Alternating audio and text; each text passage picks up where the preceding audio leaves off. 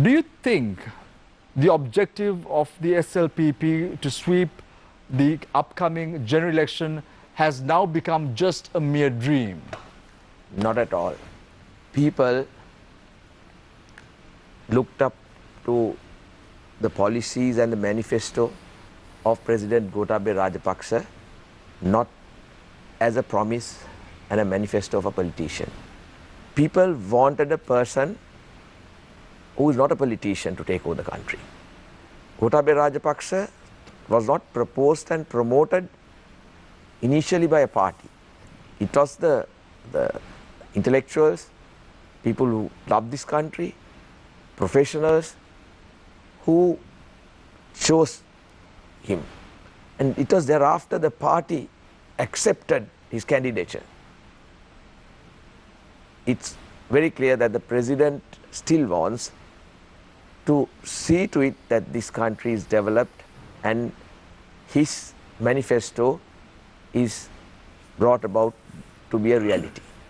So it's, people still have faith, people do have faith in him, and what he repeatedly requests from the people is not to promote his friends or to promote his party, but to get the best possible talent into the parliament to develop this country.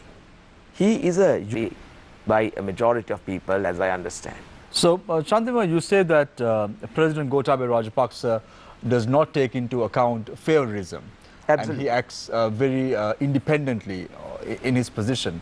I want to know, what action has the president taken with regard to the statement made by Karuna Amman, who is a close ally of former President Mahinda Rajapaksa, incidentally, the brother of the current president as well. What action has the president taken with regard to that statement? President himself cannot take any action, but he has directed, or rather referred it to the police. Independently, the police is going into an investigation. So the police will look at it independently and take action if they feel so required as per the prevailing law of the country. So investigation has commenced. So that's absolutely what the government has to do of a conduct of any individual. What is your opinion with regard to the statement made by former sports minister Mahinda Alugamage with regard to match-fixing allegations in Sri Lanka 9 years after the World Cup? Well, I would say the match was fixed. Yeah, I would say, this is my personal opinion, is he would have, had there been such an incident, or had there been even a suspicion, he would have revealed it at that time itself. But since that has been said now, sports, cricket is something that brought reputation to our country. Sri Lanka is known in the world as a cricketing nation.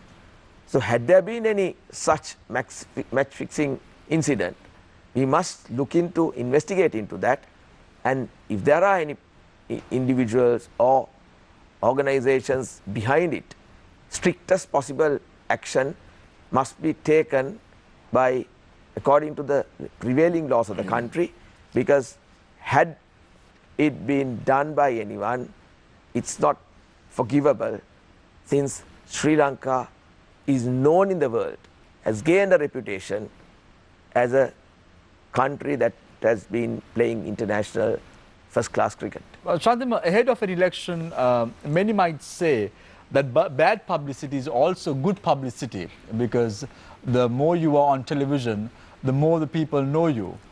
Do you think that former Minister Mahinda Alugamage's statement comes as a political gimmick to garner votes and not anything else, not otherwise? Well, I would say that would have been the case previously, but now people are advanced and they're intelligent and they're very politically savvy. People just won't go by publicity, whatever it is. People, I believe, are intelligent, and especially at a time like this, people want, I feel, when I'm campaigning at the grassroots, I'm a grassroots level politician, even the poorest and the uneducated want people of some caliber to take over this country. That's the feeling in the country. So if you And think, you even say- as a politician, if I think whatever publicity, well, that will be a feather in my cap for my campaign, that is not right. I hope at this election people will prove it. Thank you very much. That was Chandima Weerakkody, candidate of the Sri Lanka Podujana Peramuna. We now move our attention to Kithsiri Manchanayake, candidate of the United National Party. Kithsiri, thank you very much for joining us this evening on the show. It's the first time that you are being featured on thank you for inviting me for this. Face the Nation. Now, Kithsiri, interestingly, I want to take your attention back to the presidential campaign. You all fielded Sajith Premadasa as your presidential candidate. Unfortunately or fortunately, there was a split within the UNP, and as a result of that, you had the Samag Jana Balawegaya contesting independently for the upcoming general elections, and the UNP contesting independently at the upcoming general elections. Now, the question is, when you listen to the comments made by the UNP leadership now about the presidential candidate, one might wonder whether there was full support from the UNP leadership to Sajith Premadasa to be fielded as a presidential candidate. So there seems to be a mismatch in the UNP's opinion at present. Isn't it so? I don't think so, because we appointed Sajith Premadasa as our presidential candidate, and as a party, the entire party, from the leadership to grassroots level, we supported him to become the president of this country. Even the leadership or other member of parliaments who were there, and the other Pradesh Sabha members and the grassroots level, we give our 100% for Sajith Premadasa to win this election. Even one time, I can remember some people were saying that Honorable Ranil Wickramasinghe to move to North and East and go and campaign over there. So the rest of the people will campaigning in the other part of the country. He did it. He went, most of the time he visited North and East. So he got the majority of the vote from North and East for Sajith Premadasa. So I'm not agree with you that thing that we didn't have any dispute during this presidential election. So we gave our 100% from the top to bottom, and we wanted him to become the president of this country. So that's our the wish. We had that wish. Unfortunately, we couldn't fulfill that, so we lost the election. So due to some domestic issues, so we divided for this general election. It's not a big issue, probably. I feel that we can sort it out down the road after this election or later on. Anyway, we are... When you say you all are going to sort it out down the road, does that mean that you all will join hands with the Samag Jana Balawegaya in the next few months after the elections are over? Yes, probably, because our Samag, SJB and UNP are the same people. We have the same policies, same vision, and it's the same thing we want to do for this country. But we don't have any differences. But you all criticize the Samag Jana Balawegaya more at political fora and not the government in power. No, I mean, that is different individuals. Probably yes, but not personally, I don't do that. I like come together and work together. Our main target is to get a government. We want to form a government, not for we divided and contest. But even though we divided and contest in this time, so after the election we want to come together and we want to fight with the if we can come to the government, yes, of course we will jointly form the government, or otherwise we want to be a very strong opposition, and we do the opposition party part proper. So you all have already made up your mind that you all are going to be in the opposition? No, we said two options we have. Either you win or lose, one of the two. So if we win, yes, we are going to go to Temple Trees, we go together and we'll rule the country. So, I mean, this 50-50. So if you lose the election... Never in the history of Sri Lanka does this mix work. The president coming from a different political party and the Prime Minister coming from a different political party. We saw that mix happening in 2002. Chandrika Bandaranaike Kumaratunga as the President, Ranil Wickremesinghe as the Prime Minister. Then you saw in 2015 Maithripala Sirisena as the President and Ranil Wickremesinghe as the Prime Minister. So there is a mismatch in this ingredient. Yeah. So yes, we had the bad experience since 2001, and as well as in 2015, we thought it's going to work out properly with the General Secretary of SLFE, and we got it as elected as the President of this country. So, but unfortunately, down the road in a couple of years' time, had some sort of mismatches, and we couldn't move forward. I feel for even we get elected this time, so as a UNP, so we can work together with anybody. It's been a professional, we can work with them. But Kithsiri, there is a problem there, because just to get some clarity, your prime ministerial candidate is Ranil Wickremesinghe, am I right? Yes. So if Ranil Wickremesinghe is appointed as the Prime Minister of the country come 5th of August 2020, do you think Ranil Wickremesinghe can work with Gotabaya Rajapaksa? Because him being the Prime Minister in a situation of this sort has happened in the past as well, 2002, 2015. But why are you so sure that he would do his job once again and not drag us down? Actually, you have to, because our constitution says that President, Prime Minister and President should work together. That's a constitutional issue. So we have to work. But the thing is, this is a different individual. So they have to, now last 2015 election, so we were working together, and there are some mismatches. But even this time, but if we win, so we have to, no choice. There's a constitutional issue. So we are going to work with the President. Thank you very much, Kithsiri Manchanayake, candidate of the United National Party. We now move our attention towards Harshana Rajakaruna, candidate of the Samaga Jana Balawegaya. Harshana, interestingly, majority of the Samaga Jana Balawegaya candidates, when they speak at political fora, one thing they mention is that the UNP is going to join hands with the Samaga Jana Balawegaya following the 5th August 2020 elections. Now the question is, why must the UNP join hands with the Samaga Jana Balawegaya? Aren't they better off joining hands with the government and taking portfolios from the government rather than joining with you all?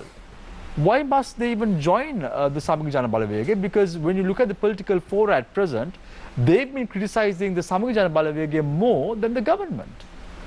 And it seems that the Samaga Jana Balawegaya is going to be the lone elephant in this race and not the UNP.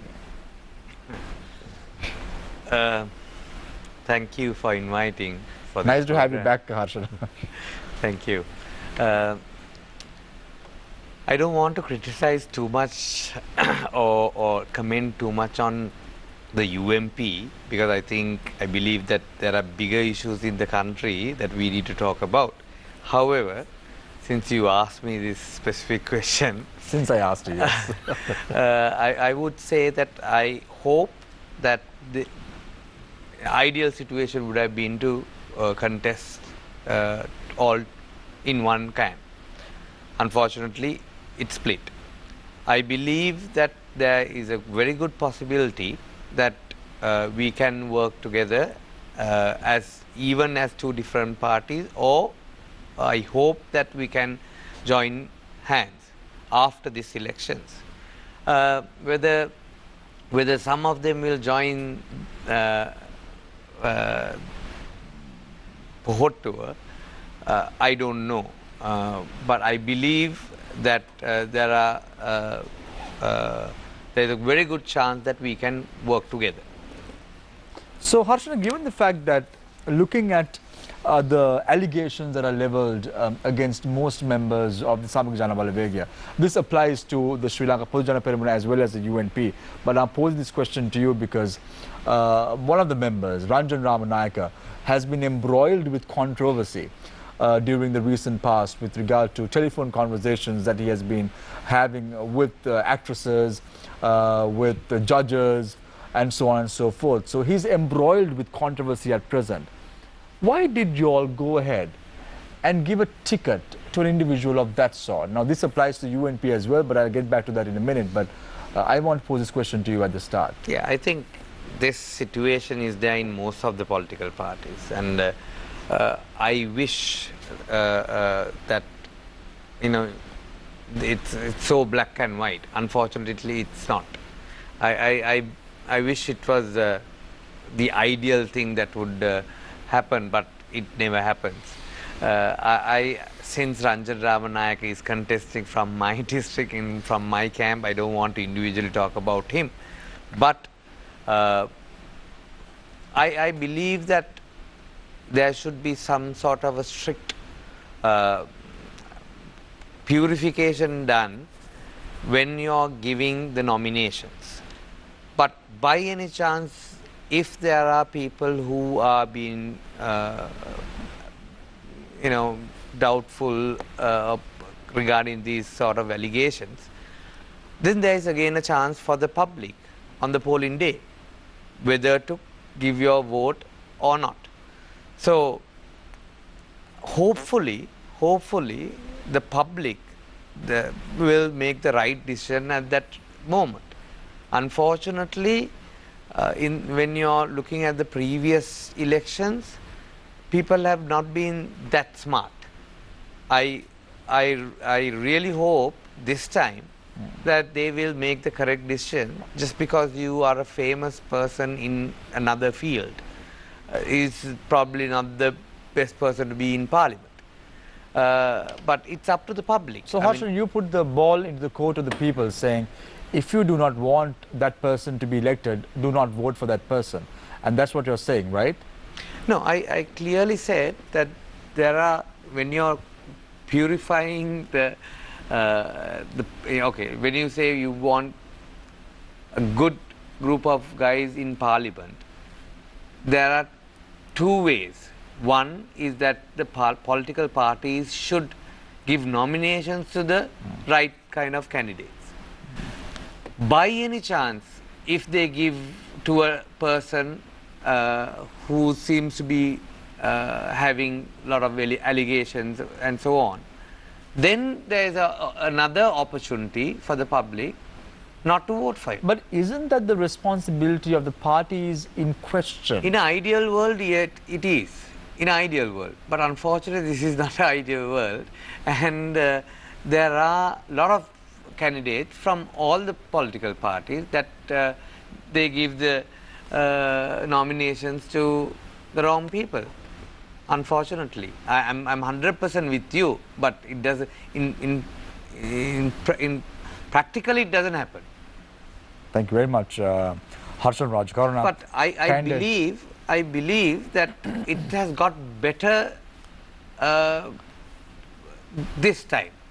At this election, especially SJB, we have been able to get quite a decent crowd and quite a decent list.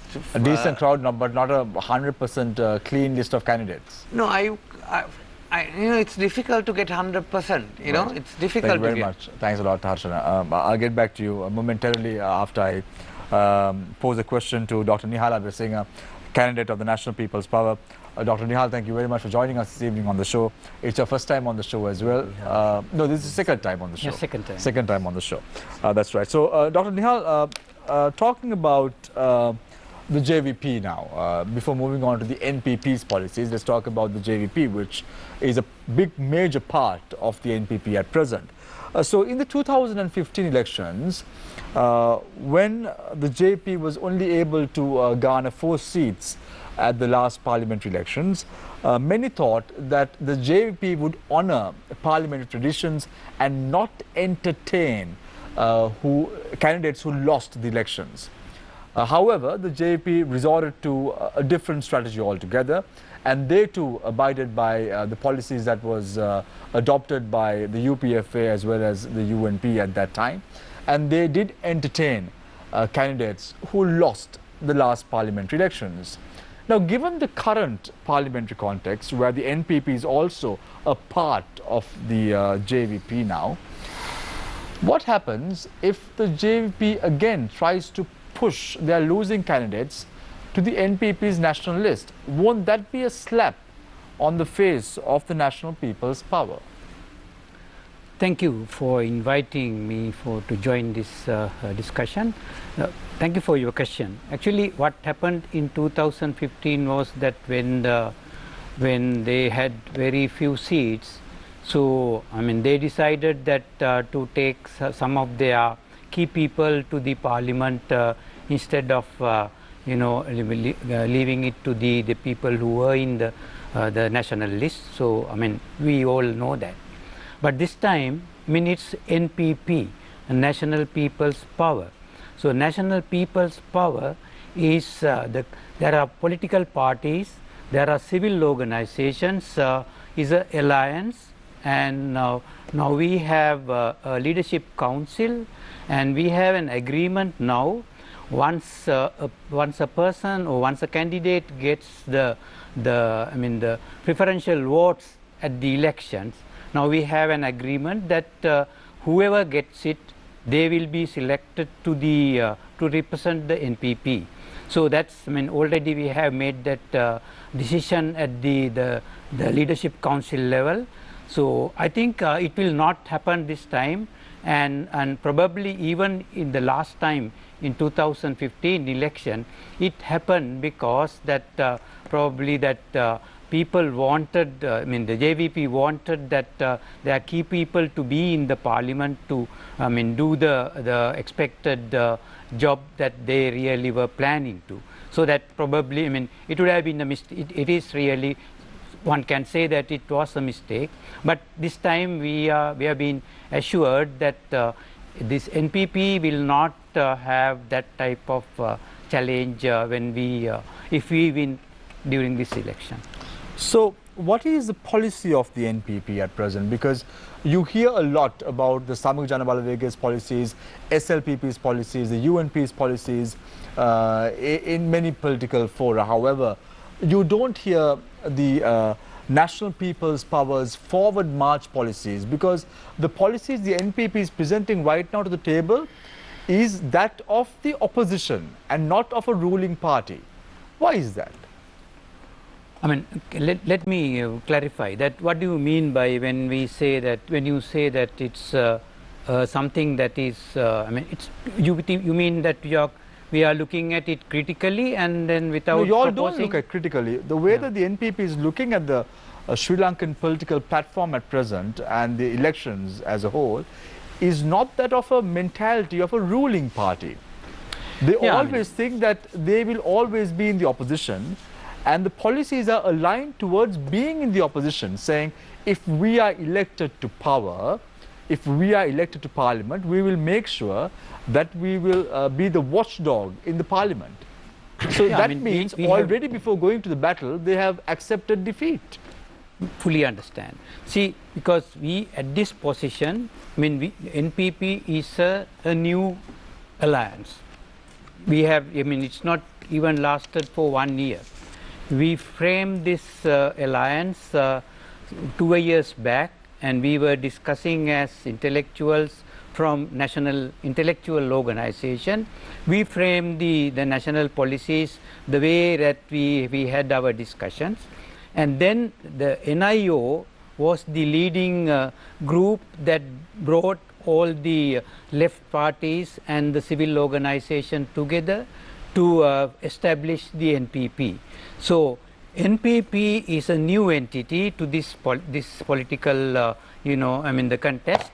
And it is true that the JVP, the which had the representation in the parliaments, the couple of parliaments in the past, they will be the co-political team within the NPP, but the National Intellectual Organization is the technical arm.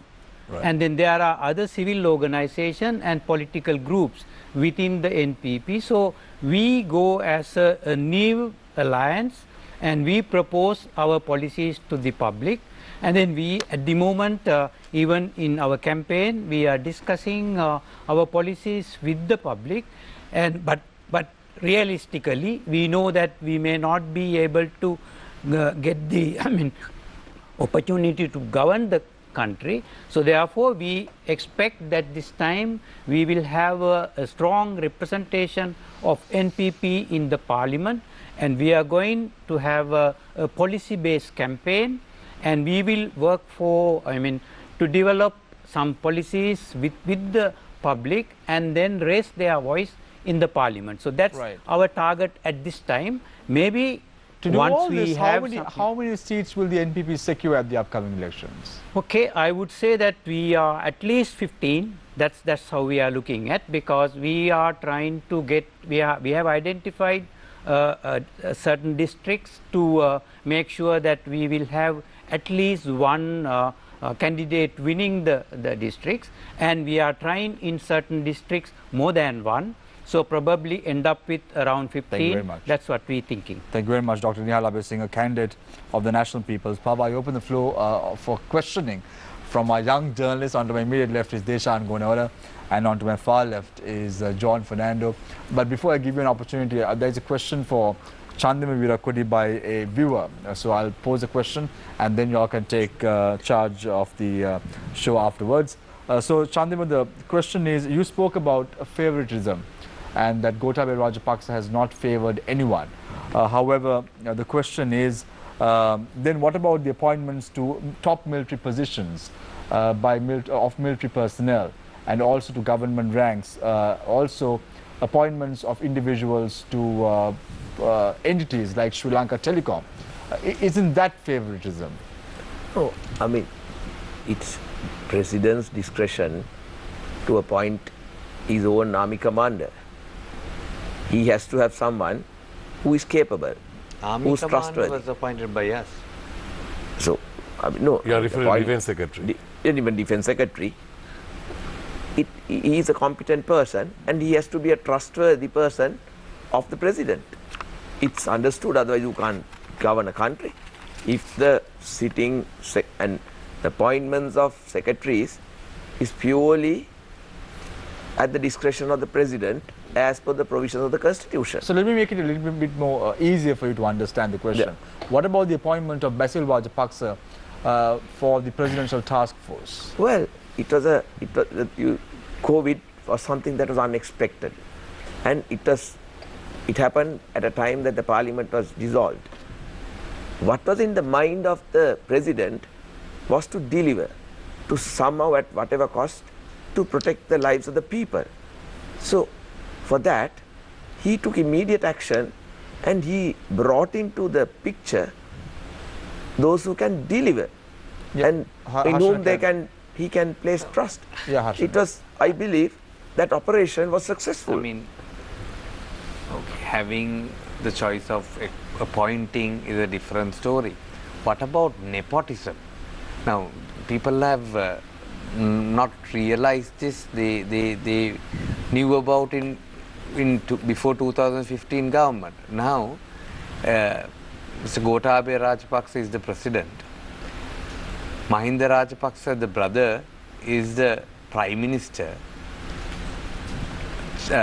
For this election, there's Chamal Rajapaksa, the other brother, who's contesting. Namal Rajapaksa, who's Mr. Mahinda Rajapaksa's son, is also contesting. Chamal Rajapaksa's son, Shashindra Rajapaksa, is also contesting. Basil Rajapaksa, though he's not contesting, he will be more powerful than any of the others. There is a problem There's there someone else as in well. Madhur district as well who's contesting. No, who's in also that attached case, to- my good friend is also related to them. No, relationships. I'm related In to. that case, I'm related to Karujai But Surya, he's in- Ranil so Wickramasinghe. all are in this Rajapaksa. country, That's a different story. every I mean- other person is related to another. No, So, but the my issue dear, is, if having a you can be a relationship candidate. is different to a Absolutely. brother and a brother's son and a sister No, and brother's son or sister's son and whoever, if people don't want them elected, it is up to the people, right? President is not going to nominate his brother or his nephew. They are coming forward as candidates. So let people reject if they can. No, Just watch it. But no, They can watch. there is something called these- nepotism, right? Whether you're elected or not, you know, you have to give nominations, no? Like what I So in said. that case, like what I said, right? Previously, you know, it's up to the political parties to give nominations. So when maybe you don't agree with me, or maybe you can't talk about it because you're in that camp. No, we are very free That's to it, talk. that- I have, no, no. whatever, wherever that I have to criticize, I criticize, I have criticized also. I have my doubts. Anyway, I have my doubts. Anyway, I think there is a problem there, no? But people don't, I don't know whether people realize it or people don't realize it or people don't care much about it. But there is a problem. I have absolutely no problem. Yes, like you said, I am related. And I am related to so many other politicians as well. I don't know whether there's a relationship between you and I, or you never know. That's a This is different small story. country. This is a small country. Yeah, Kithsiri, I want to come to... Kithsiri and I are related. Both of them related. Anyway. Kithsiri and I are related. No, So if you come to the when it That's comes a to story. favoritism, We are from- there's a doubt within the general public. This is coming when the money is there. All Rajapakshas are coming in. Now, so all the institution, now say COVID-19, there are a lot of money got into the country. So then put the head of this. So that's the basic opinion of the country. That's, I mean, it's happening with that. That was the basic. Yeah, but let's be fair about it. Whatever monies that has come to the country has been revealed.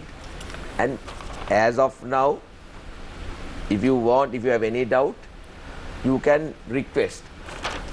And as per the provisions of the Right to Information Act, you have access to information. So just because people talk, Thanks, Roy. we should not be. Yeah, Now, one thing, now so Yeah. there is a issue that COVID-19, there are a lot of money came into the country from Yeah. different institutions.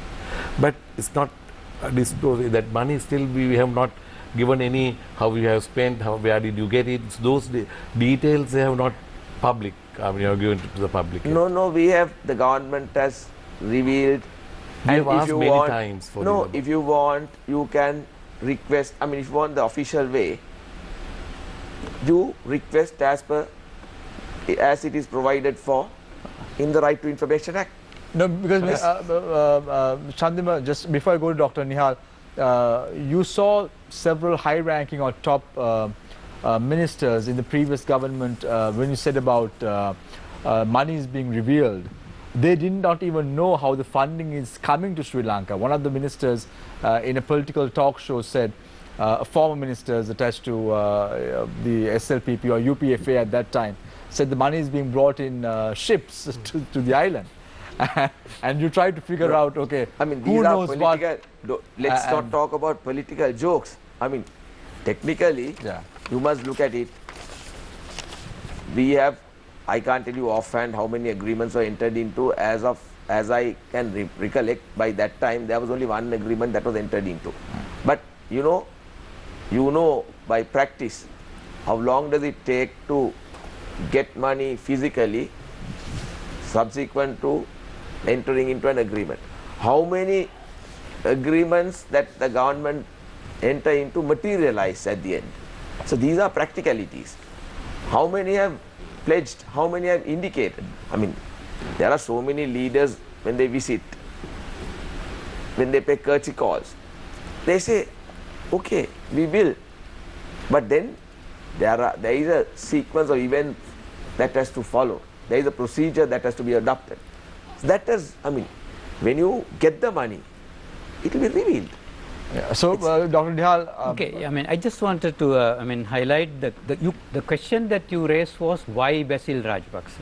I think Harshana was bringing it up. I mean, when there are, several family members in the team of ruling party. I mean, who is the ruling the country, and also there are several powerful ministers who had very well experienced ministers.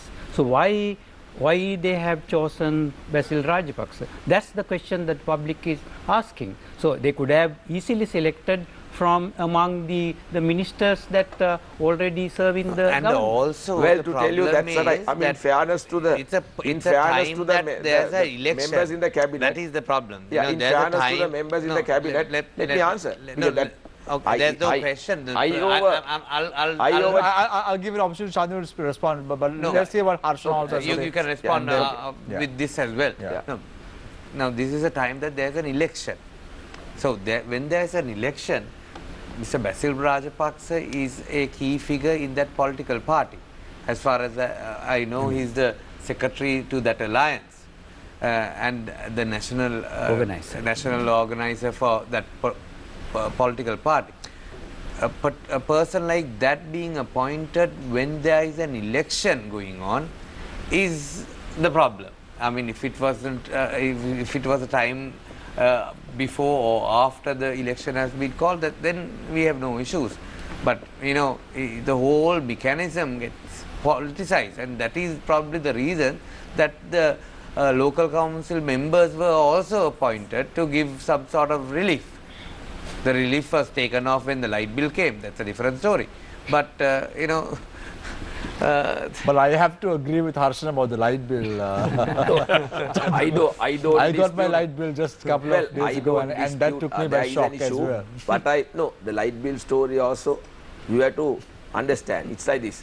Now, in the cases where the billing meter reader has not been able to read at the end of the particular month, of course, some relief has to be given. But at the same time, due to the fact that the entire family stayed at home the entire month, consumption has been increased. So as a result of that, certain bills have been high as opposed to their usual bill. Usually you take the entire family doesn't stay at home 24 hours a day. As a result of that, there has been a higher bill. Of course, once again, in the instances where there had not been a reading at the end of the month, are taking the people as a laughing stock. No, we are not taking. We are very responsible. We are being very responsible. We are answerable to the. You've been a bit silent over this discussion. I've seen Mr. Weerakkody and Mr. Rajakaruna go at it a little bit. Now, your party, the United National Party, came out and said that y'all are going to redevelop the economy, y'all are going to uplift the economy once again post-COVID, and that is the basis upon which y'all want re-election.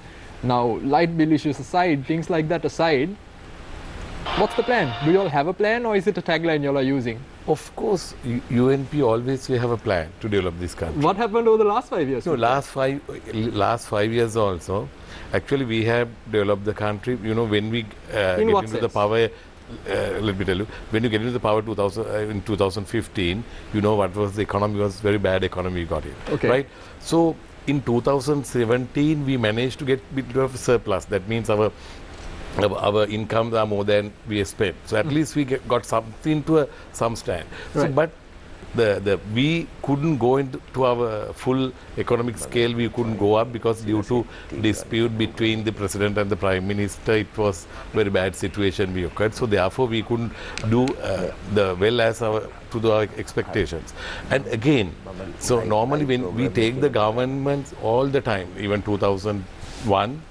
So then suddenly, when we are trying to when we are developing the country and we are taking the economy up, so suddenly they have taken the ministries and toppled the government. That's a very interesting point you're making about how the United National Party takes on a government and then they face problems. Now, Mr. Rajakaruna, I'm sure, agrees with me when one of the themes that his party uses is Apigawa Banku Horu ne. Do you think there was a central bank bond scam? Do you agree that there was one, or don't? There's a central bank scam. We secondly, know that. We always, do you think that played a part in maybe not being able to fulfill the economic agenda of the UNP? Because if you look at, for example, the growth rates and let's say the per capita increase in GDP, it was measly. No, not at all. I'm not agree on that point. But we are talking about the central bank bond scam for the last so many years. Right. But every day we are saying to this government, right, take them into the courts, take them into the field.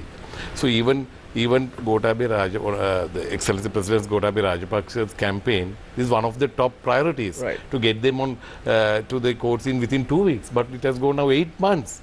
So they have not done anything. So why I feel that this is I don't know, it's not happening. Why is that? That's the problem. So we, as a UNP, we wanted to give a justice for the nation, because this is people money, the country's money. So we have to give a something. We are always into So the UNP Can I say why it was not being done? Yes, So, please. during their government, there was a committee that was chaired by the Prime Minister, which comprised of members from the UNP and the JVP, who convened the Attorney General, IGP, Director General Bribery, and the committee of politicians decided as to whom should be fired. And based on their priority, directions were given to expedite or delay. As of now, we don't interfere into the legal process. What we as the government say is to independently take action as provided by the laws of the country. So there is a process. I mean, it is only up to a certain extent that the Attorney General and the police can expedite a process. Mr. Weerakkody, now No. Give me a second, because I have to answer. No, what he's saying is there's a process. But in the election campaign, he mentioned that within 2 weeks, fine, you can't do in 2 weeks, but say 2 months, we'll say 3 months, right? But our feeling is not like that. But there are many more bond scams before 2015, right? So now there's a public says that, right, not only this, go to 2005 to 2007 or 2015, take them also into this. I feel that is the reason they don't want to. They were in government for 5 years and they had not taken any action of whatever that has taken place prior to 2015, and now they want that to be taken up after 5 years. Right. Mr. Weerakkody, I agree, but just to point out, I think in the public interest side of things, I think the government under Gotabaya Rajapaksa, the people have given a mandate also to find the people behind this bond scam and to serve justice to them. Yeah. And also, Mr. Manchanayake, with all due respect, I don't think justifying a central bank bond scam in 2015 and 16 by saying, oh, it happened before, now it happened again, I don't think that's understandable. No, but I'm not. Mr. Rajakaruna, I want to come to you. I want to ask you, Mr. Manchanayake, he was your colleague at one point. He said the United National Party always has a plan, and you had the absolute pleasure of working with Mr. Wickramasinghe from the time you were a provincial councillor, probably before that, since he's been around for a while. Do you think he has a plan? He wants to go, I think the tagline was, I think he sat on stage and he said, Alut Gamanak Yamu. Do you think there is a new journey in the United National Party, or do you think they're just, just there for the purpose of being there? We, the UMP then, when we formed the government in 2015, I must say that we have achieved quite a lot. Yeah. I mean, it's arguable whether we were able to achieve to the extent of, rather the expected amount. Expectations. And the funny part is talking about the bond issue. What we are saying is, catch them, whoever they are, whether it was from 2009 or 2015 or whenever, get it going. Now, my dear friend is saying it was done in our government when he was also part of the government. It was his leader, then leader the SLFP, Maithripala Sirisena, who was the minister. Mr. Rajakaruna, Let me my finish, question please. is, yeah, please. And they were also part of the government. Yeah. So, I mean, everything that every bad thing that happened is from the UMP. Well, let me please. No, right, and all the negatives are. I'll give you an opportunity. All I have to give it to your last talk. all the negatives are from sent to us.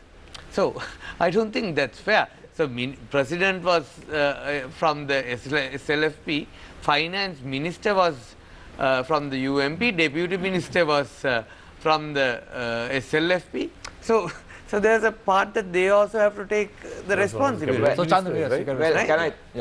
can I answer? Yeah.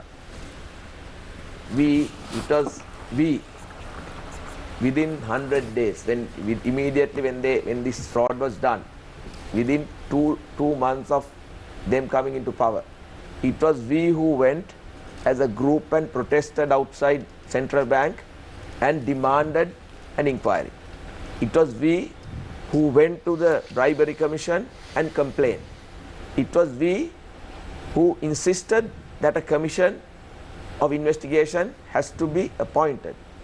And it was our Deputy Minister who signed the papers in the absence of the Minister who was out of the country as the acting Finance Minister to remove Mahendran from his position. Otherwise, had the Minister been there, it would not have been possible. So we have done our part. We have been demanding action against these those who committed fraud. My point is, so we are. I mean, they have to be at the receiving end. It was their Prime Minister who said that you can't say their Prime Minister. You are also one of the cabinet ministers. Their Prime Minister who said, when we questioned in Parliament, he said that he knows the whereabouts of Mahendran. He said that he, on his approval, that he visited Singapore the previous time. But what happened thereafter? When he went missing, he said because of that all these things, we are in the opposition. Yeah. Now we have been voted out so and we are in the opposition. Right? No, I'm not admitting anything. Do something about it. I'm sorry. I'm saying for various reasons we are in the opposition. But my point is now it has become 9 months. Exactly. They were talking about this on every stage. So please do the investigation, expedite it, and catch Dr. Nihal, yes. I'll get back to you, Joy, in a minute. The fact is that, I mean, all three colleagues, they are representing the same group. I mean, they were together when this happened. So, but No. We were not there. It was the JVP and the UNP who changed the government and appointed Maithripal Sirisena. No, you were part of the change. That was long before. That was long before the election. So my point is, that particular government was brought into power when the bond scam happened, do the investigation and we were not catch the there. That happened in the 100-day government. We were not there. No, I mean, but still you were 100-day there. government, it was you were there. Still you right. were there 100-day to government, you were there. investigate. But- You were there to investigate it. No, we were there. But what do you mean? We were there to You mean you had 4 years? But what do you mean by we had 4 years? Yes, but you were there in that I government. was not there for 4 years, we were there for 2 years. You at least 2 years But you had it. the time that this was committed, you were part of the government. No, it's not really. 100 days they were there in and out of that the was a temple group. trees. You mean they were together? Yes. You were in and out of temple trees during that 100 days. You were sitting in that committee. You JVP can't- was part of the committee. I can't respond to that. It's the JVP really that time that they were doing. They were part of the committee. Right, now they promised within 2 weeks, right? It has gone to 9 months. So, I mean, the 2 weeks to 9 months is too long, right? Why don't you give a time frame, right? We are going to do it within next 1 month. You can take it up now. Well, good question. I'm not the Attorney General, neither am I the IGP, but we have been insisting, even openly in public, for them to expedite action. So it is up to, we don't interfere into the affairs of the Attorney General and the IGP. We want them to expedite action. So what do you say? We have not in 2 like weeks, Karuna during the election but the problem campaign is is the in 2 weeks. 2 weeks, the command was given. Huh? 2 weeks, within 2 weeks, the president. Just to give the command to you need 2 weeks. Otherwise, president having a. I thought you are going to do it in 2 weeks. You right? can't. I mean, you have to be. No, I mean, in your election campaign. You are an intelligent person. No, you have mentioned that your election campaign. Within 2 weeks, those are just words for the campaign, right? I have respect for you. I mean, I know that. don't Mr. interfere Weerakkody, with I that would like way. to interrupt you right there. Now, we see 4 politicians here back and forth arguing about this bond scam. So, I would like to voice the public opinion here. This is what has been happening all these months or years. You know, politicians, factions going back and forth, blaming each other. In the public's perspective, it honestly seems like one faction covering the trails of the other. There's a lack of due diligence. What sort of certification can the government give the people by chance they secure 2/3 majority that justice will be served for this bond scam issue?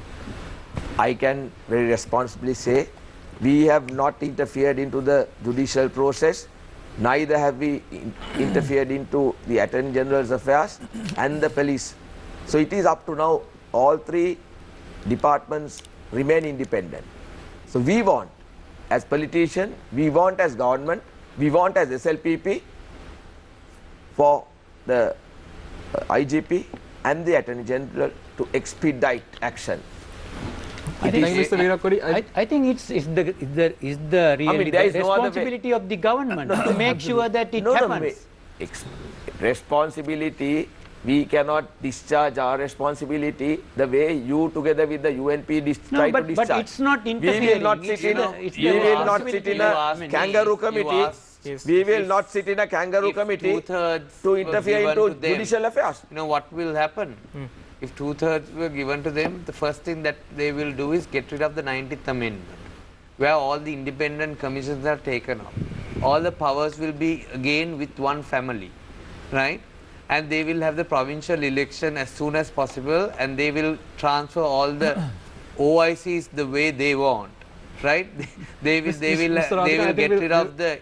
We'll come to the No, election. that is no. I was absolutely, yeah. answering a question. If the- you if know, two-thirds asked by majority is him. secured. If 2/3 were given, if 2/3, I know for a fact that the 2/3 won't be given. Now they were talking about 2/3 as soon as the elections, presidential elections were over. Now they have doubts to get 113. But if by any chance, this is what will happen. Not if They by- want to. we will. They will set, make sure that all the power is within few individuals, and that's what they want to do. We can see it. No? They are shouting at the independent commissions, and trying to say that it is not working. So unfortunately, they don't like the fact that they can't do what they want the way they want. No, but Harshana, now one of the questions that Deshan posed was Apigawa Banku Horu Ne, and that is one of the taglines. We don't have any bank robbers or central bank robbers.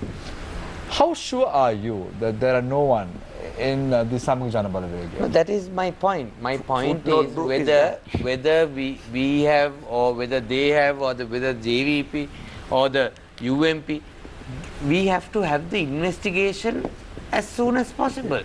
Finish it off, because the public, like you said, wants to know the truth. So investigate, bring whoever into book, and finish it off. That's what you need to do. But unfortunately, I agree with you. This is a problem that I have also. When we were in government, we expected a lot of people in remand or in prison. But unfortunately, it didn't happen. That's a problem that I have, Kithsiri. Even you have. I know that. I know in my electorate there's a palace in Malvan where there's no owner. And we thought something would happen, but no. So I agree with you that there's a problem in some sort of a delay or some sort of a deal, or there is something like that. But the deal between who and who, now that's the question mark. So Exactly. So that is the problem. That is what I'm saying. It's This very is easy, what I'm Harshana, saying. for someone to come and say either there is a deal or there is something going on. so But that is the reason. But what's that deal that we're talking So about? the Is it deal- between the- Ranil the- Wickremesinghe the and deal- Mahinda Rajapaksa, or what's the No, deal? there's some sort of a problem here. Whether it's a delay in the judiciary or whether it's a delay in the investigations. There's a delay. We all have to accept that, right? So I hope that there will be end to this At least. question marks. I think At most least of- now. At At least least now, now. because you can do it. No, At we are least now. doing it. Absolutely. I mean, you would have seen how the CID heads have No. carried out investigation. My problem Now, is how all when that has Dr. been exposed. Rajasenaratne They are- is all that has in been remand exposed. just because there's a press conference. I have a problem that Karuna Amman's statement where he clearly says that he has killed over 2,000 to 3,000 people in one day at Elephant Pass, where one of my very close relatives, Brigadier Bhati Jayasrika, was killed. Unfortunately, he's walking out after giving a statement. No, but I'm trying to figure out, Harshana, to be very fair. The LLRC report very clearly indicates that Karuna Amman is responsible for most of the killings of what happened prior to the end of the conflict. And this is very blunt, put down in clear writing. Why wasn't this topic discussed then when the LLRC report was submitted, the recommendations was put forward? However, now, just a few weeks ahead of an election, this becomes a big how. No, it is the reason behind that is he himself said it, right? That is the reason. That is the reason that everybody is talking about, because he is admitting it. So that has more weight than another committee pointing out something. He clearly says. My point that what you say is correct earlier. You said that good publicity or bad publicity is good for the election. I feel that Mr. one of the reasons to have that. With all due respect to all the... This is a sensitive issue that they really want to bring at the election. Exactly, But that's the election, part and parcel of the election campaign. With all due respect to all the gentlemen on the panel, I think it goes without saying, and I'm sure you'll agree with me, that when I say it is in the public sentiment at least, that there is one law for those who are fortunate enough to be of the governing class, be it the UNP, be it the JVP, be it the SLPP, the SLFP or the SJP, and there is a different law for everybody else in this country. Because if you look at it, it was all right for Mr. Thondaman's funeral to have hundreds of people. It was absolutely fine. And it was okay for his days. son to continue doing what some people called a political stunt during it.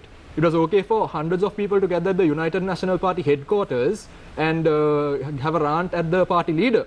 It was also okay for Mr. Sajith Premadasa and the SJB leaders to go and protest to release Rajita Senaratne.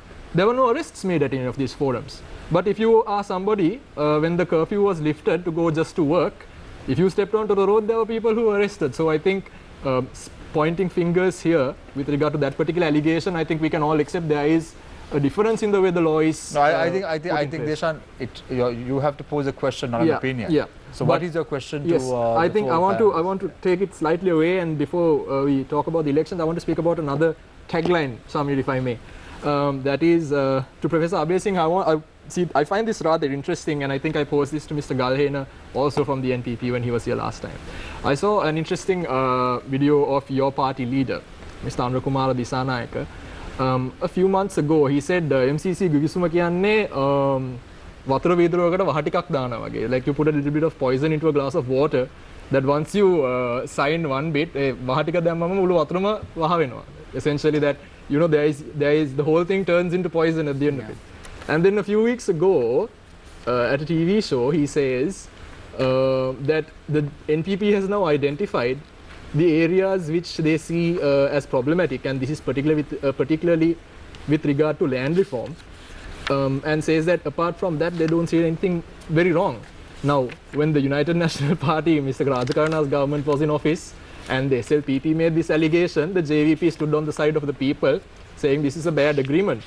Now, when the SLPP are potentially also, they say, going to sign this agreement, the JVP are still standing on the side of the people.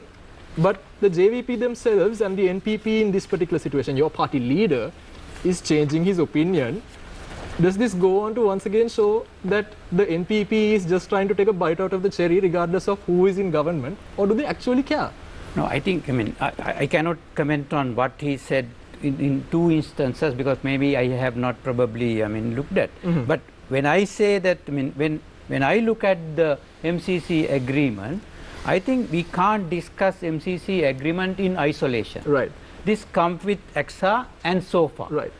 AXA and SOFA, that facilitates the logistics to for the the US Army. Yeah. Right. And then the other one really facilitates that the people, the army to take. It's a security related agreement. Yeah. So now this MCC comes in, and then MCC comes in for one land issue, I mean access to land, the other one is transport. I think this is a supplement to the two earlier agreement, SOFA and NACSA. So we cannot take MCC in isolation. So NPP, I mean the National People's Power, still believe that this is really a very detriment to the country. And then if we, in fact, I mean if you look at the final report of Lalitha Gundru and Professor's the team, so he very clearly says that if this is, it says, I have only the Sinhala one because I couldn't find English one, and it says MCC යෝජනාවලිය සංවර්ධන ප්‍රදාලයක් ලෙස මතු පිටින් පෙනුනද එය ඇමරිකානු ඉන්දු Pacific මූලපායට අනුකූලව ගොඩනැගී ඇති ව්‍යාපෘති යෝජනාවක් විය හැකි බව. That means it's a part of Indo-Pacific, the American strategy. No, but So that translation is wrong. Via Heki Baba means it may be, it's likely to be. So it says at the end of the the first description, the forward. I think that's what it says. But by using the word hacky, I think what he says is there is the possibility. But Mr. Rajakaruna, this wasn't the case when the United National Party government, Mr. Premadasa, was contesting for presidency. Back then, if there's a bit of poison, the whole glass of water turns to poison. Now, just a few clauses. Is this not what you think is the National People's Power? I think the problem here is not the stance of the JVP. Right. The problem I have is the stance of the government.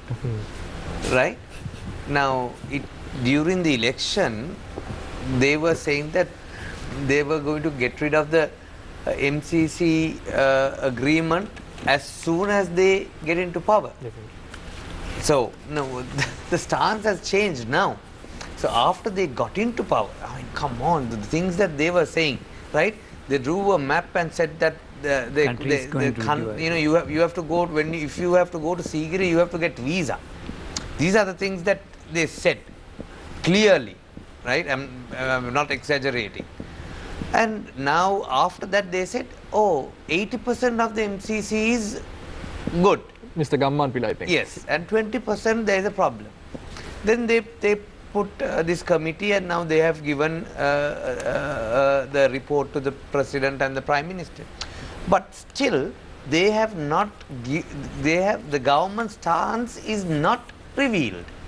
So what we need is for the government to say whether they are going to sign the MCC or whether they are not going to sign the MCC before elections. So let's ask that question from Chandima. Yes, before election. Don't delay it. Now, before elections, do it. What I feel is, that they are dragging till the elections are over. So, they are dragging till the elections are over. You all have to give the government stance. Harshana, I have seen the last Sunday paper. I think there says that government, the cabinet approved this thing, and now they are putting for the public to review. So I don't know what. So Chandima, will you sign the agreement? Sign and before review the election? Yes or no? Well, that signing and reviewing was the UNP Ranil Wickremesinghe style. We have categorically said that we will not sign the agreement as it was the time of the election. Chandima, right? during the election, now you said... let me answer. Let me answer. Don't interrupt. We have categorically said, and we stand by that. But you have to understand at the same time, we are a country with diplomatic relations. We have to handle things diplomatically. We cannot take decisions without consulting experts, without getting the advice of the foreign ministry and the respective ambassadors. So we are into that process. We are getting the opinion of a committee. We are studying it, and at the same time, you have to understand. As of now, due to COVID, it is a unique situation that has At this rate, I don't risen think in will the happen in this world. country. Sri Lanka must be able to make use of the prevailing situation in the world to get something better for the country through an agreement, Is that which why- is, because- which is not, I'm not referring to MCC, but we should not be antagonizing any country where that can be of any help to Sri Lanka at a time like this. But So this we was not will- the approach of the Mahinda Rajapaksa government subsequent to 2010 presidential election. When you say about antagonizing, we saw a lot of antagonizing of states happening. Well, we have during, passed that stage. We have passed that Mahinda stage. Rajapaksa's We are a era. refined party now. We don't behave. Which say refined with We have learned from the mistakes. We are not behaving like that. So I'm We are posing the very same professional. We are very diplomatic. My And still, And- No, the still, problem still, is we if will the- not let down the country. We will So- stand by the So sovereignty because and the integrity you of say- this country. You say, Chandima, that you all handle things diplomatically. Absolutely. Is that why the U.S. embassy diplomat who arrived in Sri Lanka was allowed to go to the U.S. embassy without a PCR test? Yeah. Yeah. She, I think, the I think government it's of under Sri SOFA. Lanka has given approval. Military people, this So, cannot be questioned. At a, under it's not a SOFA. military person. Diplomats have diplomatic access. I mean, even Without for a art, PCR test to no, arrive in the that country? they whatever has been arranged. But anyway, after that incident, the regulations were stipulated, No, the- and it was informed to the The the family is embassies as well. American. But that was That's the one problem. incident where they thought that they can yet exercise diplomatic immunity. No, Sri Lanka. there is so many American Diplomatic people, so immunity obviously they are given not- to a diplomat. So we have to handle it in such way that But even Nihal Rajapaksa, who is the nephew of Chandima, the president, Yeah. is he a criticized diplomat? about this move. Is he a Absolutely. diplomat? Family, there are Is so he a many diplomat? Yeah, Americans, so that's they a will different- give priority. Yeah, exactly. On what ground? He is a military personnel. Wife no, no, is, brother is, that person family is is an employee children are- of the embassy. Professor Abeysinghe, I don't think there was any evidence to suggest he was a military person, but Mr. Manchanayake, But that Yeah. was not want the to- That was an question. employee of the No, embassy. before The that, question no, you but asked now, was whether MCC you are going to agreement. sign the MCC agreement Yeah. or not. Yes. Because that is the question. So they have to clearly you know, mention they that have because- to answer before there election. was no clear answer. I think be- Harshan is doing my job now. Exactly. No, they are very keen. They are very keen because So ask that question, Chandra, so we can leave that to a rest. They are No, dodging no. it. It's We- very we are clear not that they are dodging. dodging I it. think We- it's very difficult we for them very to do it. clearly, we indicated, we categorically said And there that are- we there is a will big not sign the American agreement connection to the that was first prepared family. by the former government, and we stand by that. Mr. So, I Manchanayake, have a think question. on the same. Now, why did you say, during this presidential election campaign, you said that this is going to be completely ignored, you are not going to use that agreement. So why you wanted to come back and say, right, but didn't you study at that time? Now you are saying that 70% is correct, or only 20% we have to relook at it, and so on and so on. But my argument is, so you use for the during that election campaign you use it, but now you are saying it's good. I mean, now you are going to implement it. So now you are going to sign it also, right? No, you don't understand. You don't seem to understand what I said. I very clearly said what was. No, my basic question. No, you. So I'm during asking- that no, election let time, me answer the no, question. very simple question. Yes. I'm asking why during that election you said so you are not going to implement it at No, all. I mean, don't go to that time, level. No, they were don't misleading go the Don't go to public. that It level and was a ask. big issue, It isn't is. it? I mean, This is a was the this biggest is a issue. question that has to be answered professionally. This, Yeah, it's professional, very- we said it we to are- the public. we are happy No, with it. don't disturb now. There is a. I mean, Right, go must- ahead. must Go learn to ahead. behave Go here. ahead. there is a way in which you have to handle a situation. We categorically said that we will not sign the agreement as it is, and we stand by that. I repeat. You didn't say this- that I as re- it I- is. this- That word did not this been is- used. we very clearly said that we will not. And at the same time, So you all will not sign the agreement as it is, but with amendments you may sign it. no, not with amendments, but like I told you, we must be in a position to make use of the prevailing situation in the world for the betterment of our country. If we get something better, if we get an agreement with better terms, which is beneficial to Sri Lanka, do you say that we should say no to that? I mean, we are not going to sign anything without putting it to the parliament. We are not going to sign any agreement. It has to be to the parliament. We are going to get the final parliamentary approval before we sign. But That we've is seen what in the we past- said from the beginning. But Chandra, Most we've likely seen they the- will sign. Chandra, We will- we've seen in the past that whatever bill that is been tabled in Parliament has always gone through when you all were in power, because even the 18th Amendment of the Constitution, most of your MPs did raise their hands and say we are for it. And We then, were not in power, they were in power. no, this was the 18th Amendment, 18th Amendment to the Constitution. 19th Amendment to the Constitution, the same group who said, yes, we'll go ahead for the 18th Amendment to the Constitution said, no, we don't want to go ahead. We want to go against it. So, So do you think what is the promise No, no, the people do- of do Sri you Lanka think has now in that you all take will our honor members your of word parliament, and look after the majority people of our Sri members Lanka? of parliament have very clearly indicated that we will not be agreeing for agreements with provisions that are detrimental to the country.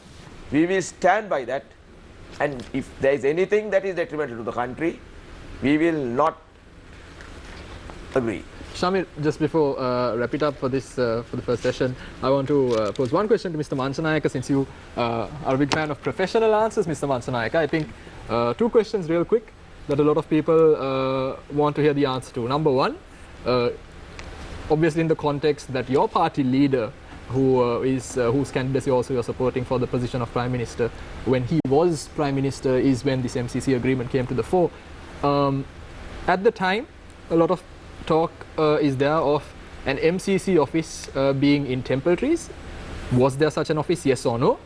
And secondly, if the United National Party were to get 113 plus seats come the 5th of August, since you've held Mr. Weerakkody to account, and you've also told Mr. Weerakkody that he's not giving a clear answer, can you give me a clear answer? Will you sign the MCC as the United National Party or no? Actually, right throughout, so we were for it.